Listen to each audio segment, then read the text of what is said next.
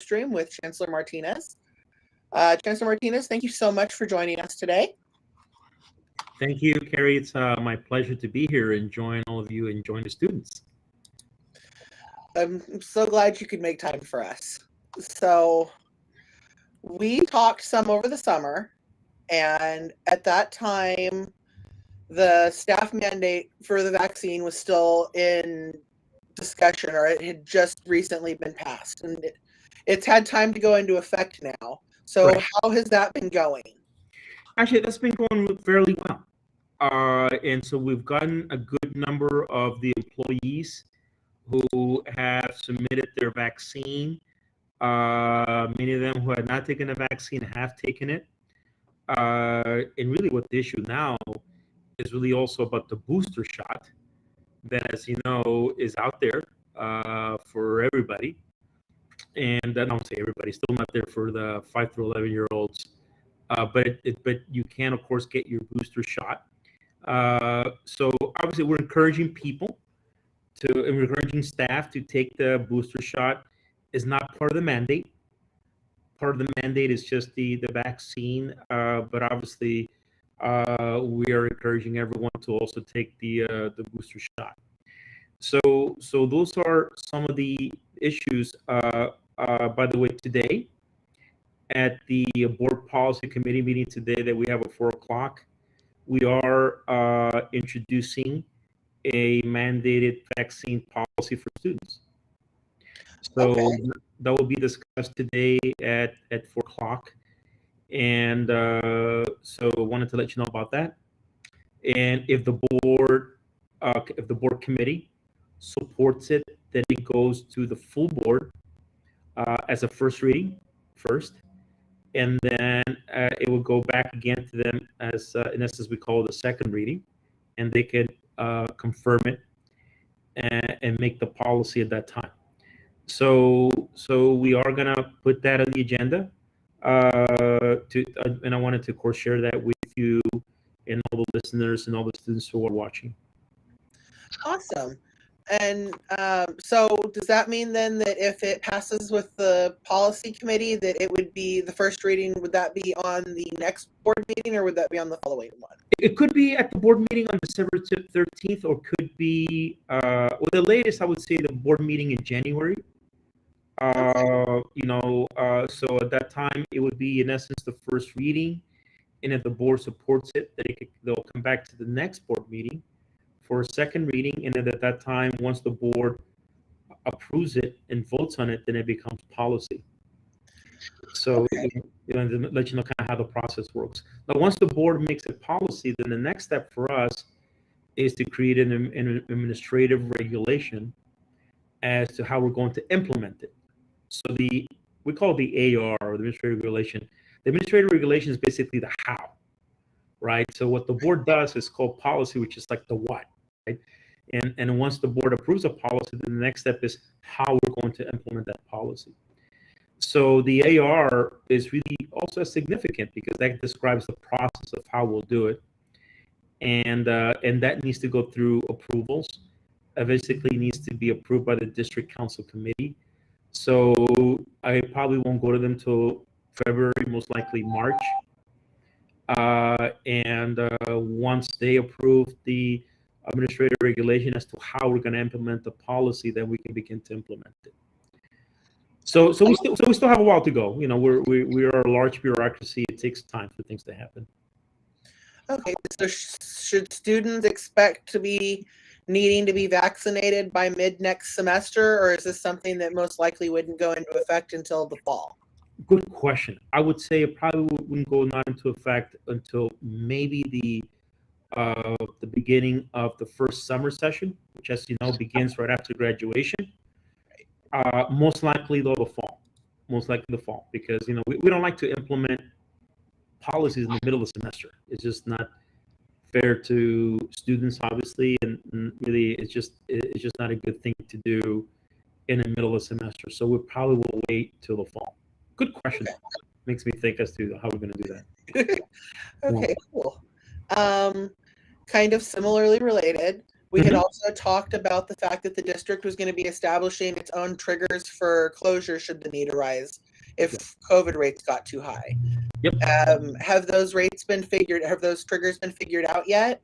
Yeah. And Yeah. So we've developed what we call a tier system, meaning that once we get a certain number of individuals who are becoming infected, with the virus, that that we would then, in essence, close down the campus. So we have developed that. I need to bring it to the board though for it to become official. So we have discussed it with managers. We have discussed it, I think at some of the meetings that we've had with other staff, in order to get their feedback. So, so it is in essence, carry a contingency plan in case, let's say, the board does not support mandated vaccine policies, right? So if the board doesn't support a mandated vaccine policy, then what's plan B, right? So plan B would be this plan that I mentioned to you. But we're not going to need that plan if everybody gets vaccinated, right? If everybody gets vaccinated, then the likelihood or the probability of infections occurring in large numbers is pretty minimal because everybody will be vaccinated. right.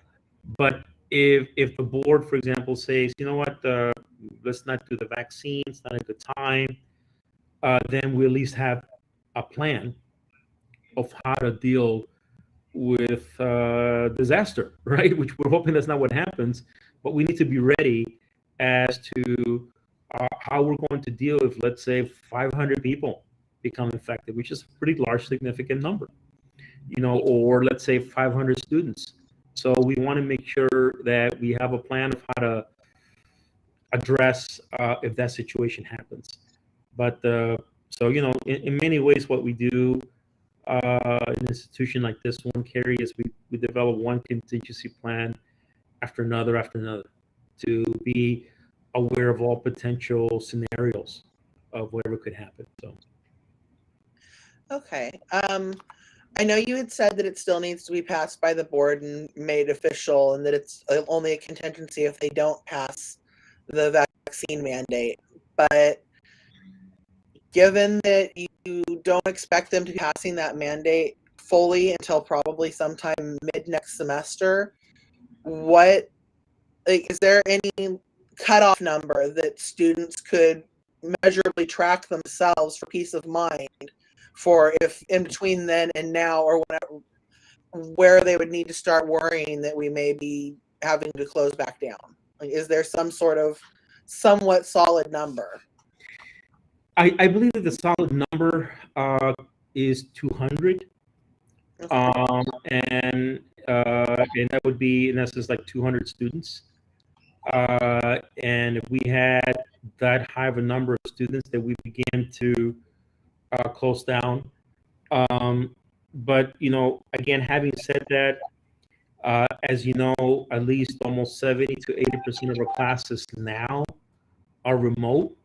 We don't have a lot of students on the campus, Right. and so, but I mean, our goal and my goal, Carrie, is still to get everybody to come back. And if we're going to bring everybody back, we need to have a plan in case everyone gets infected, and that could happen. That could happen, and we want to make sure that if we reach a certain level of people who are getting infected, that we should probably close down and go back again to everyone being on remote instruction. So the good news out of all this, Carrie, is that again, for the most part, everybody is still remote. When we started the semester, I would say we had more like a 60-40 combination where 60% of our classes were remote, 40% were going to be on campus. But at that time, the Delta variant was having a significant impact. And as a result, the number of students who wanted remote instruction grew from 60% to almost 80%. So we reduced the number of classes that were on the campus. But what we still have on the campus, as you know, we still have a number of services open for students, from the library being open to tutoring labs to the the Johnson Student Center, for example, at SAC. Of course, it's open. The bookstore there. So we still have a number of services available. We still have athletics. So all the teams are playing, from football right now to women's soccer and so forth. So yeah, so we we don't have a lot of students on the campus, but we do have students. And But so far, the number of students who have been infected are really small numbers. We're talking about 10 or less, really at the highest peak at any one time. Uh, a good number of those infections, I believe, occurred in the athletics area. And But actually, we've been in good shape, Carrie. But again, it's a combination of reasons. Again, one reason is still that we don't have a lot of students on the campus. So I am asking the board to do its due diligence in looking at a mandated vaccine policy so that we can have as many students as possible, being to take the vaccine. Now, of course, you're going to have always exceptions, Carrie. You will have some students who will say, you know what, I refuse to take the vaccine. And that's fine. If they refuse to take the vaccine, then we will tell them, hey, you could still enroll through remote instruction. The vaccine policy that we will have for students is not created to kick students out. By no means. We don't want to do that. If you don't want to take the vaccine, we'll say, here's the classes that you have, here's your choices. So you can still be taking classes and you can do it remotely. But really, the mandated vaccine is really for those students who want to come to the campus. And I'm sure that if you come to the campus and you're sitting in a classroom, you want to sit next to someone who's taking the vaccine, right? So there won't be any testing alternative option for people that aren't willing to be vaccinated. It's the no, we're still mandated to have exemptions. So we're still mandated to have religious exemptions, medical exemptions, and for those individuals who take advantage of those exemptions, if they still have to take the COVID-19 test, especially if they're taking a class on the campus. However, if you have a student who takes the exemptions and they are taking classes remotely, they don't have to take the COVID-19 test because they're not on the campus. Really, the mandated vaccine policy is really for those students who are going to be on the campus, return to the campus. So if you're going to use the library, if you're going to use a tutoring lab, a computer lab, and you're going to be inside with a lot of other students, we want you to take the vaccine. But if you don't take the vaccine, you're going to have to take the COVID-19 test so you can utilize those resources. Again, all these policies, Carrie, are really there to protect everybody, to protect students, to protect staff, so that you don't catch the virus. I mean, that's really the purpose of it. And will those staff and students that take exemptions, will they be able to have their testing done through the school testing still? Yes. Yes. So there is law. There is actual law that requires that if we tell someone that you got to take the test, that we pay for it. Okay. So it'll be at no cost to the student, and so they can take the COVID-19 test without feeling that they got to come up with their own dollars to pay for it. No, they don't. It's free. And we are obviously mandated also by law to do that. But we would do it. I think we would do that anyway, regardless of whether it was a law, because it's expensive, by the way. It's almost $150 per test. Okay. Right? And if you're coming to classes or using services every week, then you got to take the test every week. So it does add up. It's not cheap. It does add up, So, but that's what we're obligated to do if we're going to have a mandated vaccine policy for students. Right. And will the exemption process be similar to ones that are already existing for other requirements? Yeah. So, for example, if you want to declare a medical exemption, then obviously you should have a doctor's note declaring, it can't be just you coming and saying, well, I have an exemption and I can't back it up but I feel I have one. No, that's not going to be good enough. You got to have a doctor's note.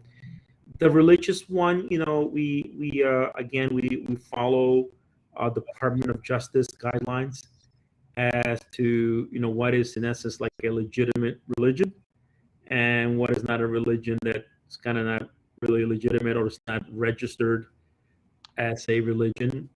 And you do have that cases too. You have people who come in who are part of a certain denomination that is not common, that is not in essence almost like an official one. So yeah, so I so we do have a process, as to those exemptions. We also have a personal exemption right now. So a personal exemption could be almost anything, Carrie.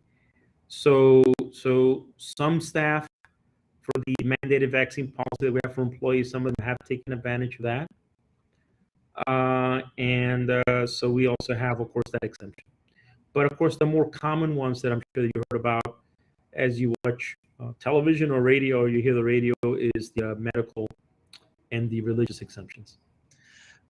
Okay, and I don't mean this to come off as sounding critical per se, so please don't take it that way. But Mhm. what's the point then of mandating a vaccine if people are able to get a personal exemption for just about anything to not take it?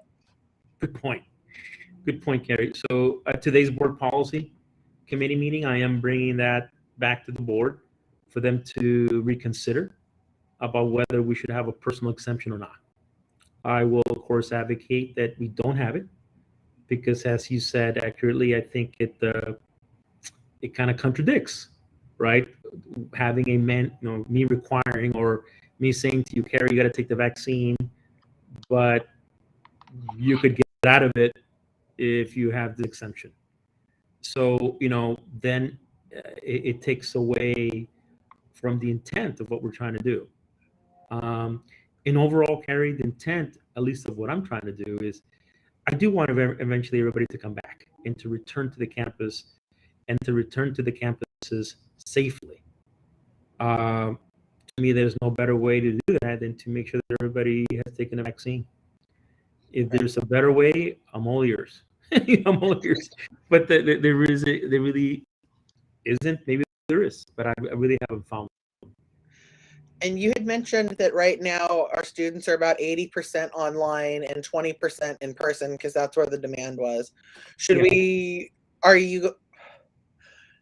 students expect to have the class offerings being about the same next semester? Yes. Every time we create our schedule, we do it on the basis of demand. So, we do a number of surveys with students, and students tell us what they want to enroll in and what they don't want to enroll in.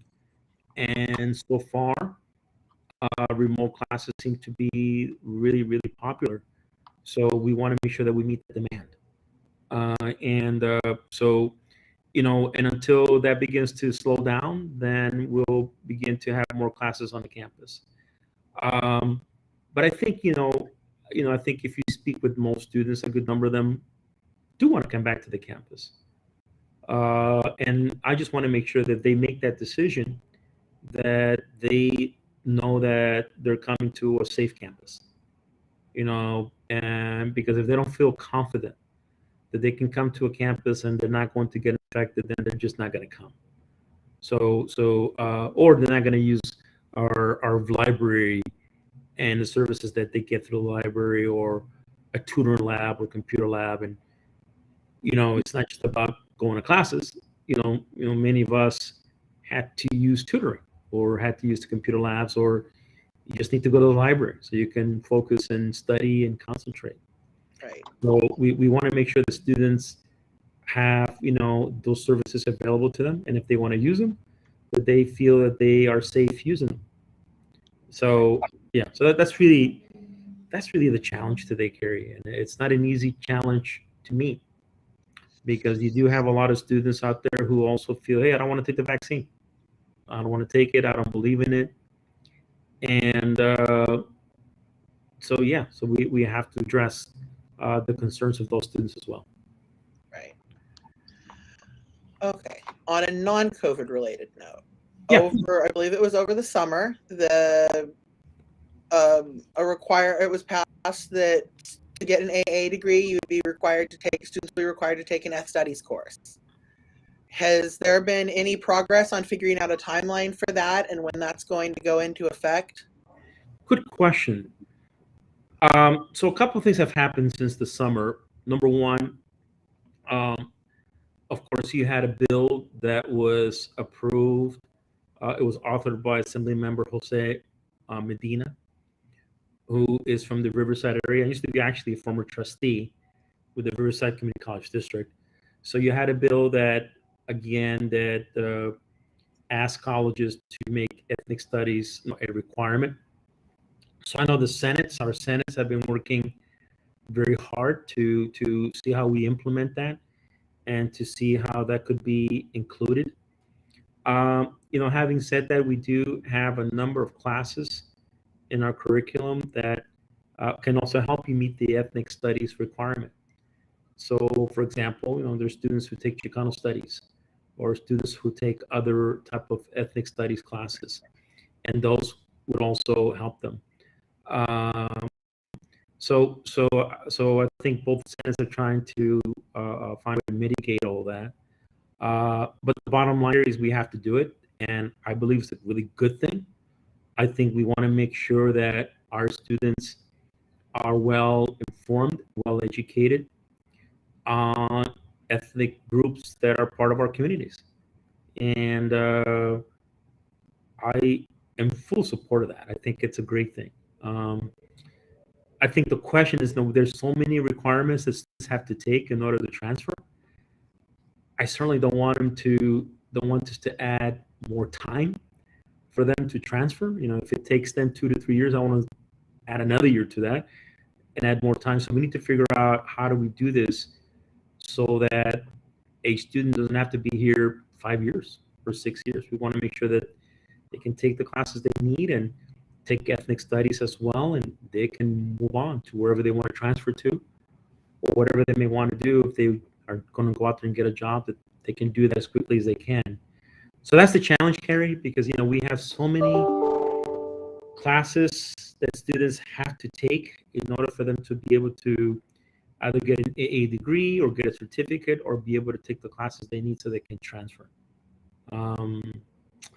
Biggest challenge that we face really as an institution is that generally it takes a student 3 to 5 years to graduate, sometimes 3 to 6 years. And the longer they're here, the higher the probability that they're not going to graduate. And so I don't want to prolong that. I really don't, and because I know the statistics and I know the research well. And so that's really, the challenge that we've posed to our colleges and the academic senates is to try to figure this out so that it doesn't take the students even longer to graduate. So anyways, that's the bottom line. So we're working on it, but there's no date yet. Not yet. And I'm sure the senates will announce officially because we leave this to them. They have a purview, obviously, over the curriculum. So we're gonna, they are working on that, and hopefully we can get that information soon. Okay, awesome. All right, last question, I think. How any updates on the search for a new president for Santa Ana College? Good question. So here's what I can share with you. We are planning public forums on Monday, November 15th, which is about a couple weeks from now at Santa Ana College. We're looking to have the forums at the Johnson Student Center, at that really large, nice room that you have out there in the second floor, which is where the board of trustees met not too long ago. So in that room, we're going to have the forums for all the finalists. Also on that day, I will be conducting my interview with them, my final interview with the final candidates. And then I will make a recommendation to the board at the December 13th board meeting.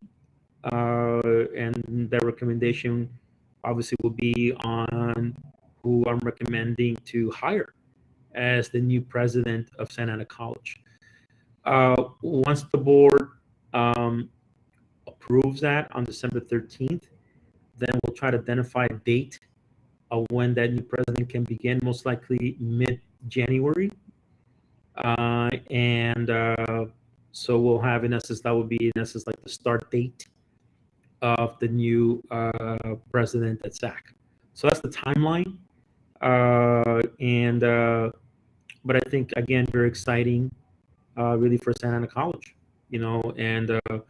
so the forms, by the way, will be open to anybody. So students can go, classified staff, faculty, administrators, members of the public. So we will put it on our website.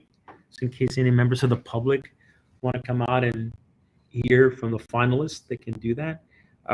Each finalist will have about an hour to do a few things. One is, obviously, they'll have to talk about what's their vision for Santa Ana College. There'll be some questions that we'll have for them to respond to. And then they will end with a concluding remark. And so we'll give, in essence, every candidate an hour to present themselves. And we will also have an opportunity for the public to ask questions in case they want to ask any questions. How many candidates are there? There will be 4. Okay, cool. And I know that you had sought a pay increase for that position to help draw in more candidates and ones that were a better fit for Santa Ana College. Do you feel like that's been accomplished?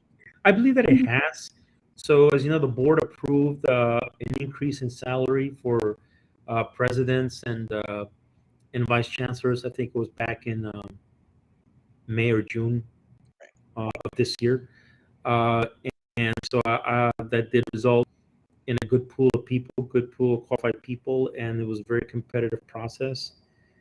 And so I did it. It did. I believe it helped tremendously.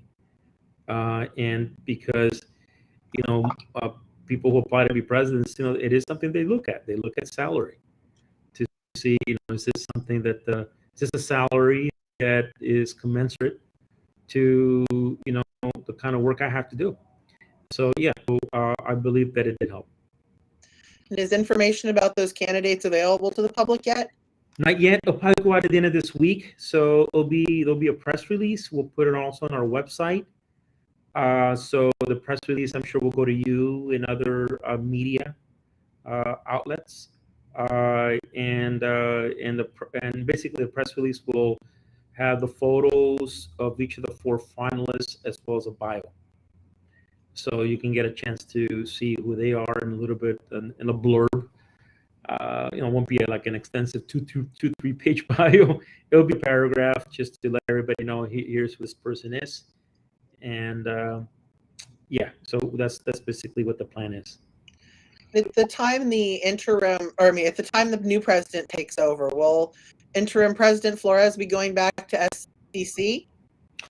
So if she doesn't get the job, yes, she does go back to SCC, and before coming to Santa Ana College, she was the vice president of academic affairs, and so she would go back to that position, and yeah, because she does in essence have the rights to it.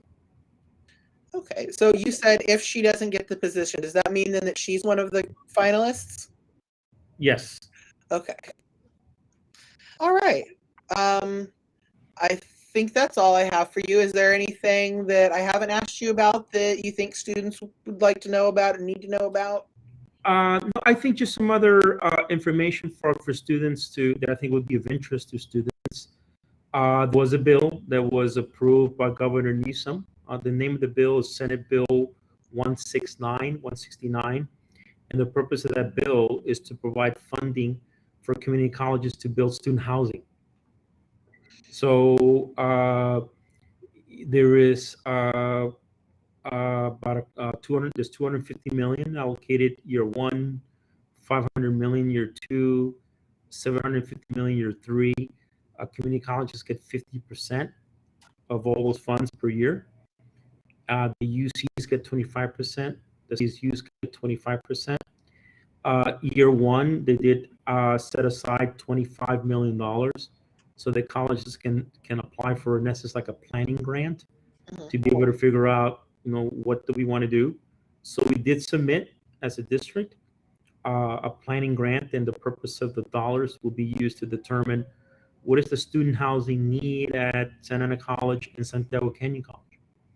So we'll learn a lot through the assessment and see, do we need housing? And if we do need housing, how many units? And if we decide to move in the direction of building student housing, where can it be located at either campus? So this is huge. This is, Carrie, I've been involved with the system plus 30 years. I've never seen money ever be allocated for student housing for community colleges. So I think it's great news. The funding, and if you could use the funding to buy the land where you're going to locate the housing, and you could use the funding to construct the actual housing development. Once it's constructed, it has to be dedicated to low-income students. So in the bill, they do identify, kind of what's a low-income student. So an example is they have to be the recipient of the Promise Grant or the Board of Governors Grant, and so forth. So they do provide criteria. Again, we submitted a planning grant. Hopefully we'll know about it soon.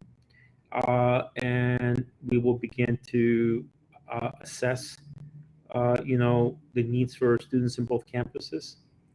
So I did want to let you know about that particular bill. Awesome. I think that's about all I have for you. Okay. Thank you so much again for making time with us to kind of catch us up on what's been going on and what we need to know about. I appreciate talking to you. It's always a pleasure. Okay, thank you. All right. Okay, take care, everybody. Goodbye. Goodbye.